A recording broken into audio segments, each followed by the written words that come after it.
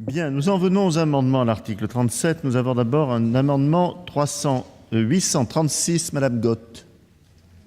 Oui, Monsieur le Président, cet amendement propose de mieux flécher les fonds de dotation vers le soutien d'organismes d'intérêt général ayant particulièrement un caractère social, humanitaire ou culturel.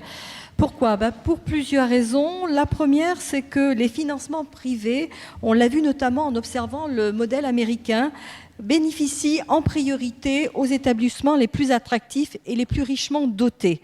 Et de fait, ça entraîne des déséquilibres entre établissements, bien sûr, mais aussi entre territoires. Le deuxième problème, c'est que ces financements peuvent inciter ou pallier, comme le disait le député Chassaigne, un désengagement de l'État, une substitution partielle des subventions publiques au détriment toujours des missions d'intérêt général.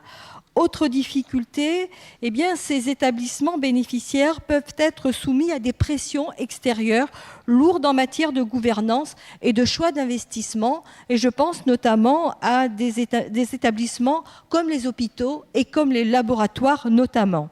Face à ces risques bien réels, il est proposé de limiter ces fonds de dotation au soutien d'organismes plus particulièrement à caractère social, humanitaire et culturel.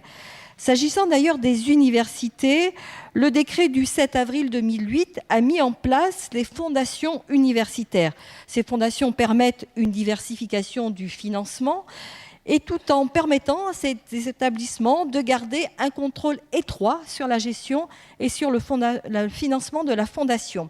Il paraît donc souhaitable de laisser cet outil faire ses preuves avant d'en superposer un nouveau. Enfin, sur un plan plus général, l'introduction de ce mécanisme interroge tout simplement notre modèle de financement et plus généralement de prise en charge des missions d'intérêt général, car il dépasse, il faut le dire, le simple cadre du mécénat.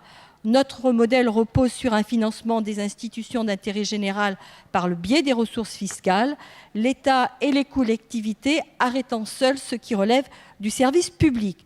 La logique de capitalisation et la nécessaire association des généreux donateurs à l'utilisation des fonds dégagés conduira sans doute à de nouveaux modes de détermination du bien public avec toutes les dérives possibles.